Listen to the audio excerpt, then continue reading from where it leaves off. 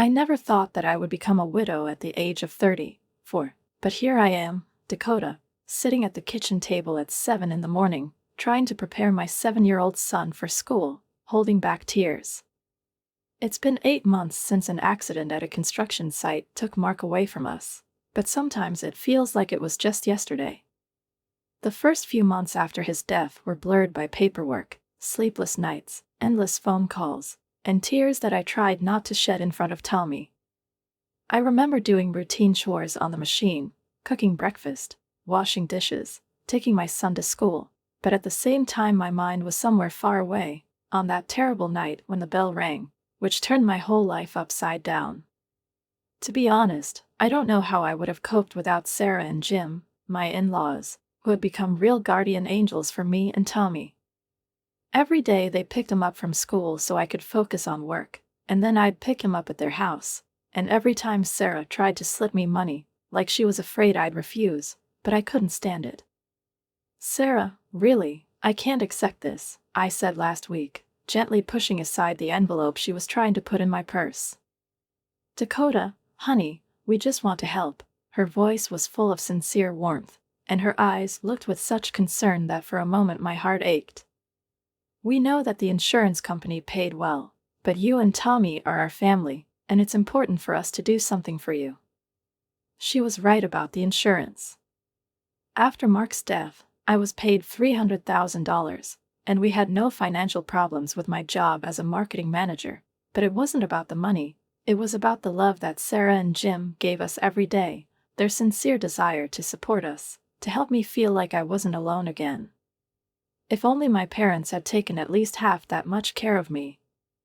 Mom and Dad always made it clear that my older sister Rachel was their golden child, the perfect daughter who could only please them, and for as long as I can remember, I've always been in the background, like some kind of side character in the history of our family. Now their attention was completely shifted to Rachel's children, and Tommy remained for them at best a polite duty. Last weekend was significant.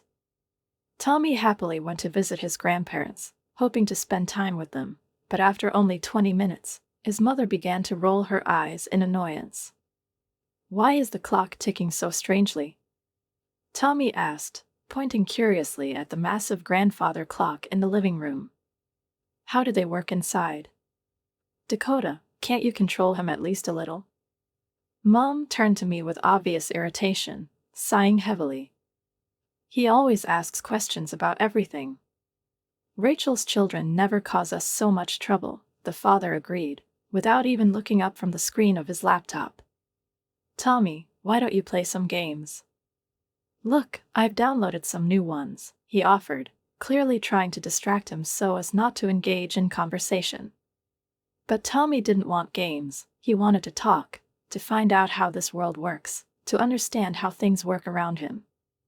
Meanwhile, Rachel's 3 children sat silently in a corner, completely engrossed in their phones, not even noticing what was happening. And my parents thought it was the perfect behavior. I've learned to bite my tongue, I've learned not to argue. Growing up in a family where you're always second taught me to control my emotions, but when it came to my son, I couldn't keep quiet. It hurt me to see how his lively, inquisitive mind was considered a disadvantage, and how his curiosity annoyed his own grandparents. But at least they helped sometimes. They picked up Tommy when I had late appointments, and sometimes they left him overnight if Sarah and Jim couldn't. It was supposed to be just another Tuesday dinner at my parents' house. But from the moment I entered, I felt that something was wrong. The smell of grilled meat and spices was in the air, mixed with the light aroma of apple pie, which my mother always baked for family dinners, as if trying to create the illusion of homely comfort, but I felt that something more was hiding behind all this carefully created atmosphere, elusive, but disturbing. Rachel was sitting at the table, indifferently flipping through the news feed on her phone. The children were silently staring at the screens. Their faces were illuminated by a cold bluish light, and the parents looked at each other as if they were preparing for some important conversation. "Oh, Dakota, you came."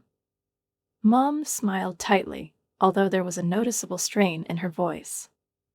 "Sit down, dear, we've only just begun." I sat down in my usual place next to Tommy, who immediately reached for a glass of juice, giving me a quick, slightly uncertain look, as if he also sensed the strange atmosphere at the table. Dad cleared his throat, folded his arms on his chest, and looked at me with the same pronounced seriousness that I remembered from childhood, the way he was when he wanted to discuss something important, and not necessarily pleasant. "How are you doing at work?" He started in a neutral tone, but it seemed to me that it was just a way to bring the conversation to something else, and I was not mistaken. I answered briefly, not wanting to go into details, and immediately saw my mother give my father a quick glance, as if pushing him to the next step. He nodded, took a sip of wine, set the glass down on the table, and leaned forward slightly, speaking in that flat but insistent voice that always meant I was about to hear something unpleasant. "My mom and I have been thinking. Rachel is in a difficult situation right now. You know, since Jason left, she's had to raise 3 kids on her own. It's not easy, especially since she has a mortgage, a school, and sections." "Yes," Mom interjected, choosing her words so as to give them maximum persuasiveness. "And you, my dear, have the opportunity to help her. We're all a family, we have to support each other." I felt my stomach tighten. I already knew where they were going.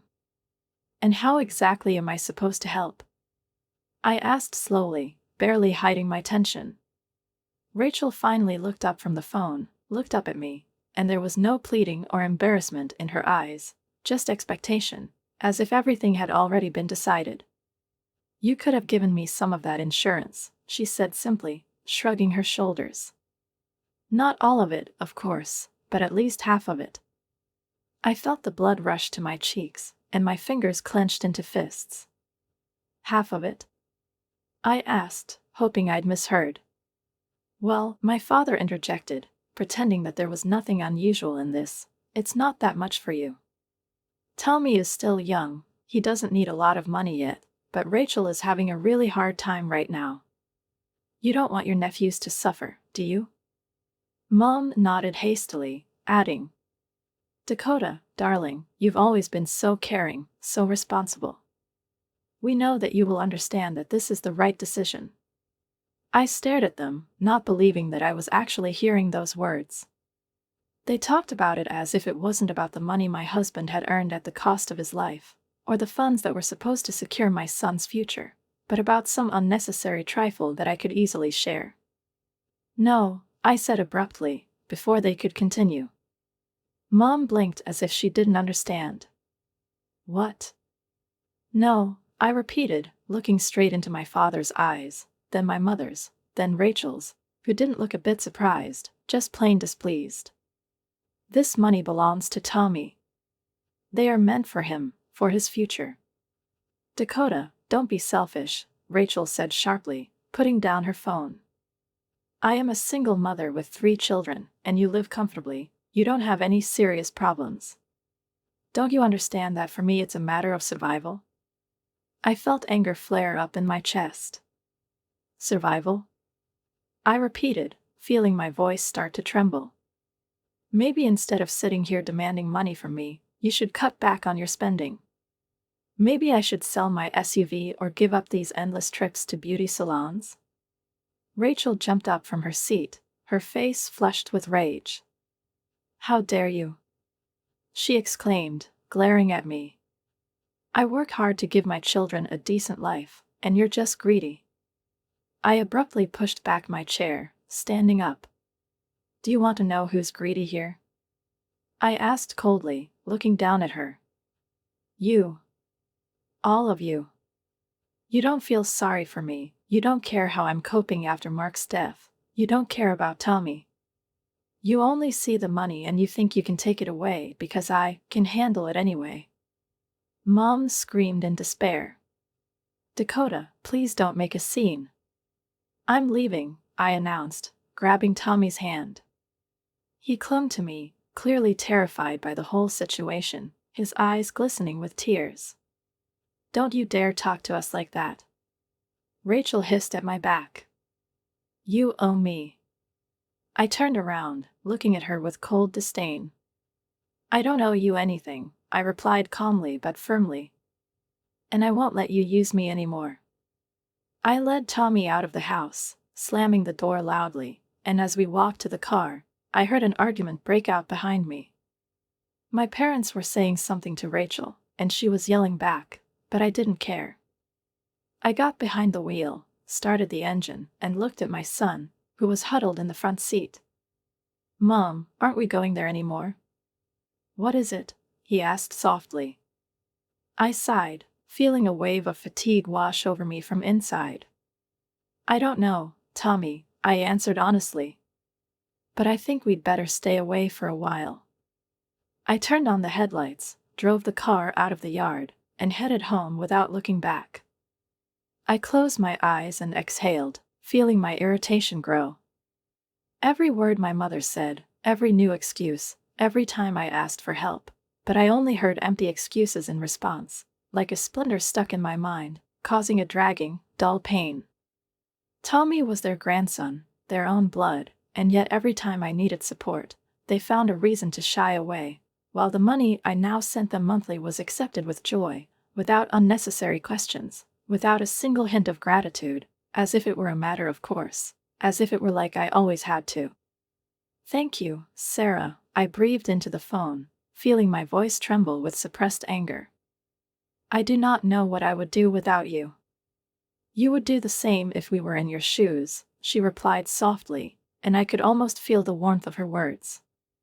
When I put the phone down on the table, my mother's face came back to me, that strained, satisfied smile with which she accepted my first transfer, her shining eyes full of delight when she, without hesitation, planned what she would spend the money on. I knew that this moment would be a turning point. I knew that if I didn't stop now, that $1,000 would turn into 2, then 3, then an endless commitment that they would take for granted. But it turned out to be harder to stop than I thought. 3 months have passed, and every time I sent a transfer, something froze in me, but I continued to do it, as if hypnotized, as if afraid that if I stopped, I would completely break up with my family. One day, in the middle of the work week, I was checking my phone, as usual, waiting for a message from my mother, something like, "The money came, dear, thank you." But instead I found a message from Rachel. "Mom's car broke down. A new fuel pump costs $1,200. I told her you could cover it. Transfer the money to her today." I stared at the screen, feeling anger rise in my chest, so strong that my fingers curled into a fist of their own accord. "No, please, no, if you can, no attempt to discuss this with me in advance. Just an order." I couldn't take it anymore. I picked up the phone, dialed my mother's number, and waited for her to answer. "Dakota, dear, hi." There was an exaggerated warmth in my mother's voice, but now I knew her tricks all too well. "I won't transfer the money to your car," I said in a flat voice, interrupting her before she could start apologizing or explaining how hard it was for her. There was a tense, heavy silence. "But, Dakota." Her voice was filled with feigned surprise. "It's just a little bit. We really need." "I don't care what you need," I interrupted again, and it sounded unexpectedly harsh, even to myself. "I'm not a bank for you anymore." "Oh, really?" The mother's voice changed, the warmth disappeared, giving way to icy severity. "So you're ready to watch your mother suffer, how my father and I have to give up the most necessary things, just because you feel sorry for money?" I pinched the bridge of my nose, trying to stay calm. "I helped. 3 months, $1,000 every month, and what's the end result? You can't even help me pick Tommy up from school when I really need it." "Dakota, we've already said." "No, Mom, that's enough." I felt something breaking inside, like a thin thread stretched to the limit. "I don't owe you anything else. I'm tired." There was a long silence, and then a heavy, condemning sigh. "You disappoint me, Dakota," she said coldly. "I thought you were better than that." A click. She hung up the phone. I sat staring at the screen for a long time until I realized that I felt nothing but relief. A week passed, then another. No calls, no messages. Not a single reminder that I have to do something again. But one morning, when I was getting Tommy ready for school, the phone rang, flashing a familiar name. Rachel. I picked up the phone without saying a word. Are you proud of yourself? Her voice was low, angry. Mom was crying because of you. She said that you abandoned your family, refused to help your parents, who are already having a hard time. How can you do this to them? I closed my eyes, inhaling, trying to suppress a wave of irritation.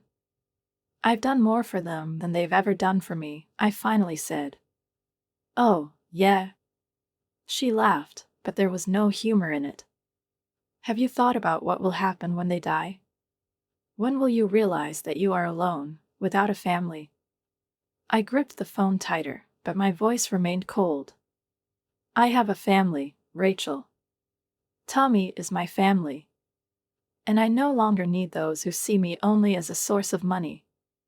There was a heavy exhalation on the other end of the line. You're being selfish, she said. If it's selfish to think about your child first, then yes, I'm selfish, I said calmly. A click.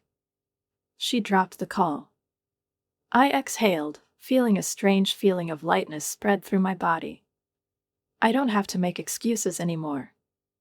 No more having to do what they're waiting for. I knelt down in front of Tommy, who was watching me warily. Mom, is everything okay? I smiled, adjusting his collar. I'm fine, son, I said. We're going to be fine. I took his hand and led him to the door, knowing that something had changed completely today. I stood in the doorway, feeling a wave of indignation, anger, and disappointment rise inside, as if the cold December air had suddenly been replaced by suffocating heat. Every voice, every burst of laughter, every face turned towards the Christmas tree or the festive table seemed distant, blurred, like in some surreal dream where everything I thought was real suddenly lost its meaning. Rachel's 3 children, whom she always referred to as poor orphans, deprived of prosperity and joy, ran around the living room, unwrapping gifts, laughing, playing. Their hands were stained with icing from cookies, and their eyes shone with delight. I noticed my nephews and nieces, the children of my cousins, younger and older, joyful, lively, involved in the pre-holiday fun. And my son wasn't here.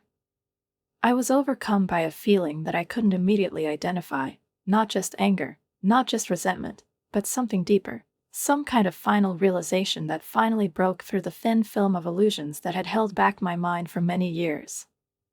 I took a slow step forward, feeling the taut strings of tension ringing inside me with each new discovery. Dakota. Mom exclaimed, running up to me with a wide, painfully strained smile. Something like panic flashed in her eyes, like a person caught off guard. You came. Oh, darling, I'm so glad you could. I stared at her in silence, trying to wrap my head around the picture that unfolded in front of me. Children, I finally managed, feeling my lips tremble with suppressed emotions. Why are there so many children here? Mom's face twitched, and for a moment fear flashed in her eyes, but she immediately pulled herself together, pretending she didn't understand what I was talking about. Oh, well, family holidays, she said nonchalantly, making a vague gesture with her hand towards the room filled with guests. Linda doesn't have anyone to leave the twins with, and Susan said that her son would be very upset if he didn't come, but Rachel's children, well, Rachel gets so tired, she deserves to spend the evening quietly, right? I felt the blood drain from my face. So you kicked out my son, but you left everyone else?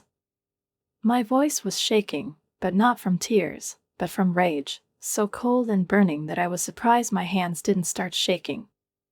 Dakota, dear, Mom took a step towards me, gently touching my arm, but I abruptly pulled away, and displeasure flashed in her eyes.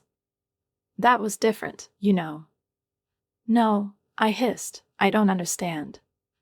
You lied to me. You said bluntly that it would be an adult-only evening. But half of the guests here are children. Mom was confused, Her lips pressed into a thin line. Her gaze darted towards Dad, who was watching us from behind the festive table with his hands clasped on his chest. He didn't look worried, but rather annoyed, as if I was the one who ruined the party by raising this issue. "Dakota, stop it," Rachel intervened, appearing next to her, folding her arms over her chest and raising an eyebrow. "You're being inappropriate. We decided that Tommy would be better off with Sarah and Jim, didn't we? You said yourself that he loves spending time with them. It's not up to you to decide where my son spends Christmas." My voice rose, and at that moment the music playing in the background seemed to stop, and the conversations in the room died down. I saw the guests start to turn around, some with curiosity, some with obvious condemnation, some with a condescending smile, as if they were watching a child having a tantrum in a store. "Dakota, darling, don't make a scene," Mom hissed, grabbing my elbow, but I immediately pulled my hand away. "No, Mom," I took a step back, clutching the gift bag so tightly that my knuckles turned white. "You made a scene. You betrayed me. You have shown me how little my son means to you." Dad sighed heavily, getting up from the table, as if intending to put an end to this conversation. "You're exaggerating," he said with cold weariness. "You've always been too emotional. We just wanted to spend the holiday a little differently. Can't you take it in stride?" "I could if it were true," I replied, feeling my heart pounding in my chest. "But you lied to me. You didn't just change your plans. You excluded my son, my child, my only son, but you also allowed Rachel's children, Linda's children, and everyone's children to come accept me." I paused, trying to control the lump in my throat. Mom bit her lip and cast a nervous glance at the guests, clearly worried about the impression we were making. "Dakota," she said with forced gentleness, "you're exaggerating. We thought it would be better this way. We didn't want you to feel uncomfortable." I chuckled, briefly, cheerlessly. "You didn't want me to feel uncomfortable?" I shook my head, gritting my teeth. "Well, you didn't succeed." I turned, heading for the door, feeling my throat tighten with resentment, but with it an incredible, liberating feeling. "Dakota, come back." Mom called, but I didn't even slow down. I ran outside, inhaled the icy air, trying to banish the burning tears filling my eyes, and got into the car. Starting the engine, I exhaled, trying to collect my thoughts. I was no longer part of that family. I didn't want to be her anymore. I turned on the headlights, turned the car around, and drove back to where Tommy was waiting for me. I froze in place, struck to the core not only by her indifference, but also by the arrogance with which she spoke. "Put presents under the tree? For whom? For these kids who know their place? For Rachel, who is sure that I owe her by default? For people who didn't have the basic decency to tell me the truth?" I slowly turned to her, feeling a wave of icy contempt rise inside me, mixed with hot, burning anger, but my voice remained steady, cold, dangerously quiet. "Do you really think that after all that has happened, I will leave you gifts?" I looked straight into her eyes, and for the first time in a long time, Mom looked away, pretending to adjust the sleeve of her holiday sweater. "Dakota, don't act like a child," she muttered irritably, but I wasn't listening anymore. I turned around and walked briskly back to the living room, feeling the indignant stares of my relatives boring into my back. Someone probably guessed what was going on. Someone probably just knew me well enough to realize that I was about to do something irreversible, but no one dared to stop me. I went up to the tree, got down on one knee and began methodically pulling out the bundles I had brought with me, one by one, without even trying to hide my intention. "Dakota, what are you doing?" Rachel's strained voice rang out, and I heard her step closer. "I'm picking up my presents," I replied calmly, wrapping the last one in my hands. "They were meant for the family. And I don't have a family here anymore." "Dakota," my father intervened, and I could hear the irritation in his voice, as if I was that child again who couldn't meet expectations. "You're being dramatic." I got to my feet and slowly turned around to face him. Am I being dramatic? I asked, tilting my head as if tasting the word. Let's figure it out. You lied to me, excluded my son from the party, but accepted all the other children, and now you're accusing me of making a scene? Tommy's fine, Mom interjected, her voice tougher now, annoyed, as if she was tired of my unfair indignation. He's happy with Sarah and Jim, trust me, it's the best option for everyone. For everyone? I slowly shook my head, grinning. Of course, because if you were here, you would have to put up with his questions, right? Mom sighed, as if she was tired of repeating the same thing. Dakota, you've always been too sensitive. We just wanted to spend Christmas in a peaceful environment. Calm. I snorted, glancing at Kevin, who now seemed to be trying to stuff a Christmas garland into a fish tank while Rachel pretended not to notice. Yes, I see how calm everything is here. Don't overdo it, Rachel snapped, crossing her arms irritably over her chest. You knew Tommy was going to have a great time at Sarah and Jim's, so what's the problem? I looked at her, then at my mother, then at my father, and suddenly it dawned on me, I was really trying to prove something to these people.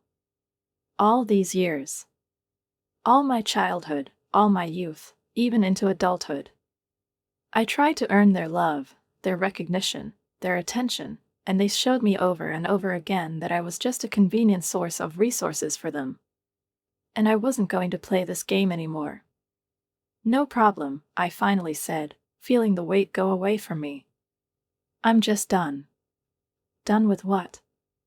Mom asked suspiciously.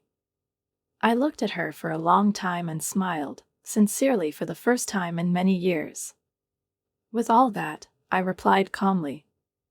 I turned around and headed for the door, feeling as if the air in the house had become thicker, as my mother whispered something to my father, as Rachel shook her head disapprovingly, as one of the cousins tried to speak, but changed his mind.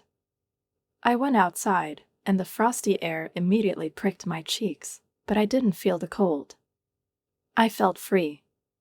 When I got to the car, my phone vibrated in my pocket.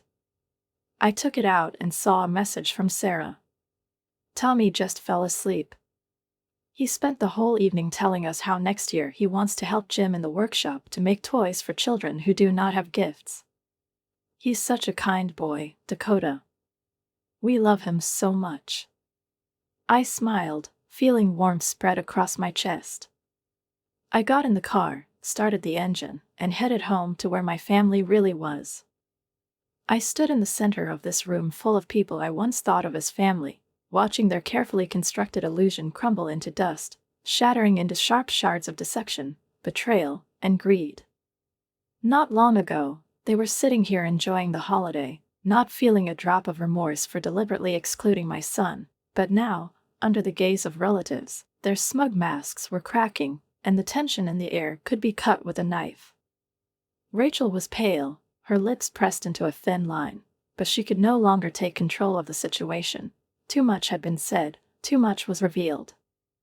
Jack was still glaring at her, his hands tightly clasped on his chest, and I could see the vein in his temple throbbing with suppressed anger. Have you really never sent them that money? His voice was low, strained, and there was a dangerous silence in it before the storm. Rachel took a step toward him, her arms outstretched in a gesture of reconciliation, but he pulled back as if her touch alone could burn him. They said it was for the common good. I didn't want. You didn't want to? He interrupted, his voice rising an octave higher now, and several people in the room flinched. You let your parents manipulate Dakota, you lied to my face, you took money from our budget while I worked day and night, thinking that we were barely making ends meet. He shook his head, gritting his teeth, his eyes full of rage, and for the first time in all these years, I saw Rachel vulnerable. Mom took a sharp breath, as if she had just realized how far events had gone, how devastating the consequences had become. We didn't want to hurt anyone, she tried to say, but her voice didn't have the confidence she had before. You didn't want to hurt me? Aunt Caroline, who had been watching with a mixture of disbelief and contempt, exploded. You deceived your own child, forced her to pay you $1,000 every month, lied about the adult-only party, threw your own grandson out of the party as an unnecessary thing, and now you have the audacity to pretend that all this is a misunderstanding? She folded her arms over her chest, shaking her head, and several other relatives nodded in agreement. I never thought you could do this, added Cousin Linda, who had been watching the drama in silence. Honestly, I'm in shock. We just wanted everything to be fair. Mom shouted, her voice trembling, but there was still a stubborn attempt to justify herself. We thought Dakota would understand. Will he understand? I laughed, but there was nothing funny about it. Will she understand that she has been considered not good enough all her life? That her child turned out to be too noisy for you, too curious, too different from what you would like? That Rachel and her children are your favorites, and I'm just a tool for you to solve financial problems? I took a step closer, looked at my mother, then at my father, and at that moment it became completely clear to me that there was nothing left between us that could be saved. I'm done, I said softly, but there was more power in that silence than in all the screams filling the room. My father, who had been silent before, finally opened his mouth, but before he could say a word, I raised my hand. No need, I snapped, looking at him directly. I don't want to hear any excuses, apologies, or requests for money. It's over. Mom opened her mouth, but I had already turned around, heading for the door. Dakota, honey, let's just calm down and discuss everything. She tried to hold me back, but I didn't even slow down. It's too late, Mom, I said without turning around. I stepped out the door, inhaling the frosty air that instantly cleared my mind, and then walked briskly to the car. My fingers were shaking as I put the key in the ignition, but it wasn't from the cold. It was out of relief. My phone vibrated on the seat next to me, and I glanced at the screen. A message from Sarah.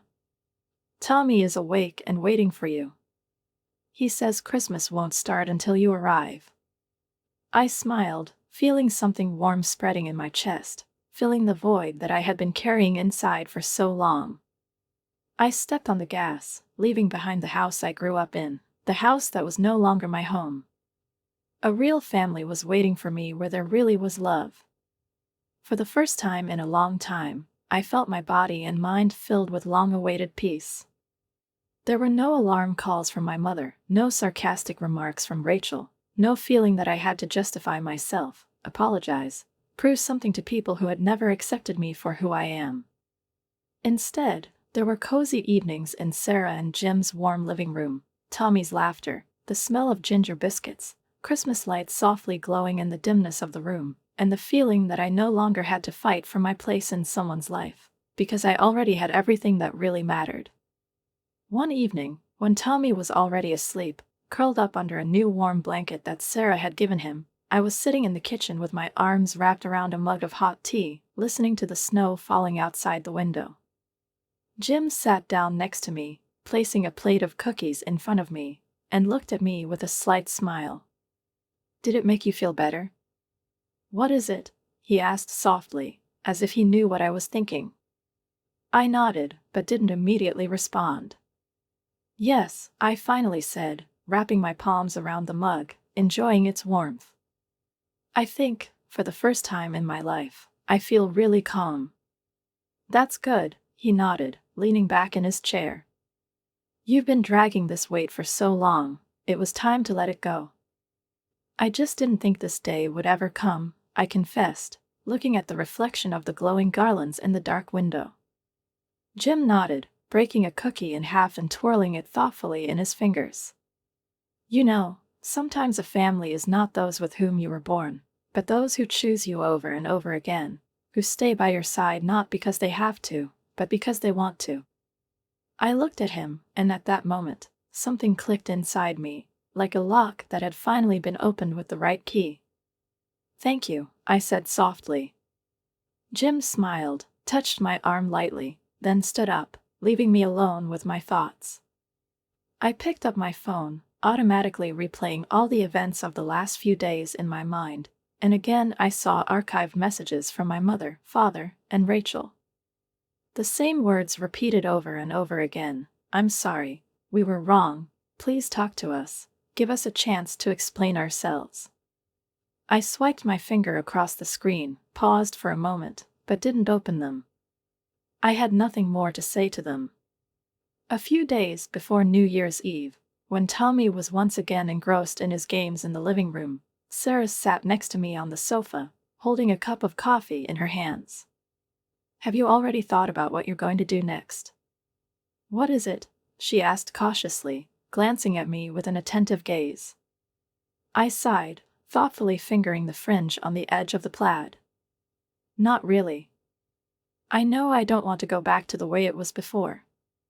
No more money for my parents, no more humiliating myself in front of Rachel, no more trying to earn their love.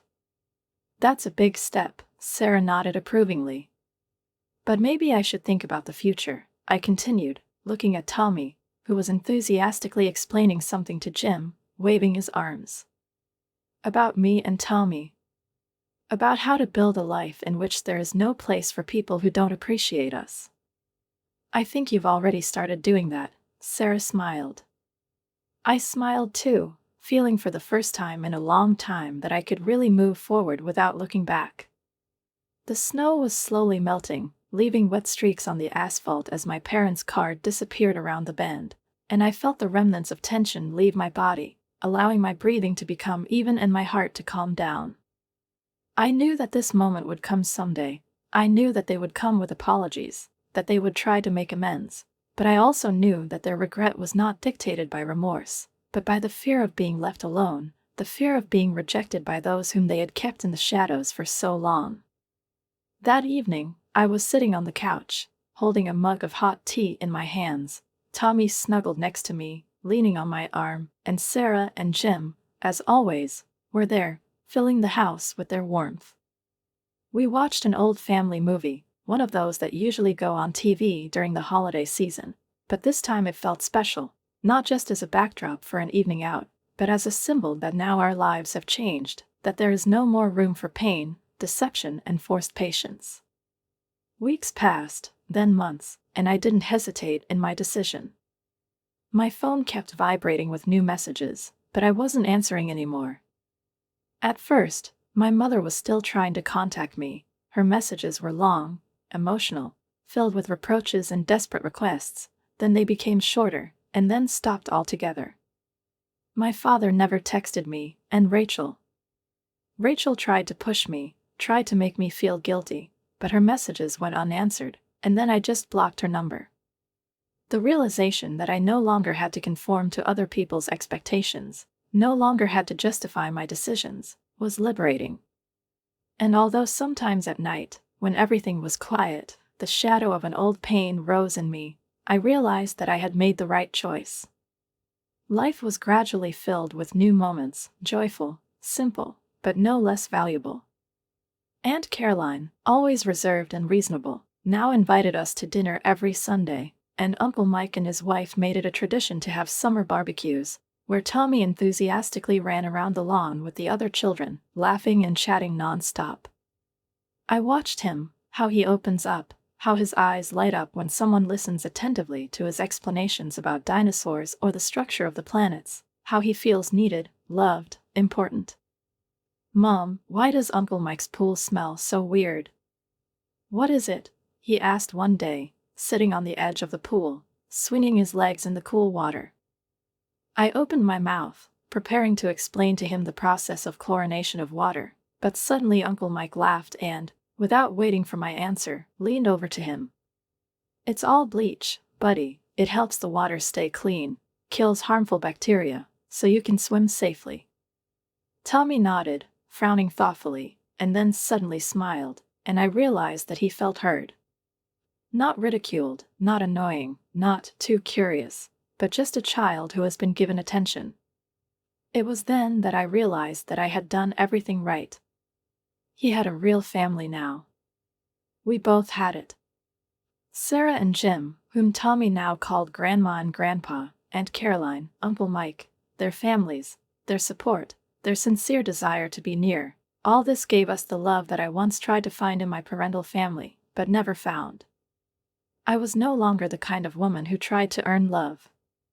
I was no longer trying to hold on to something that had never belonged to me. Now I was just living.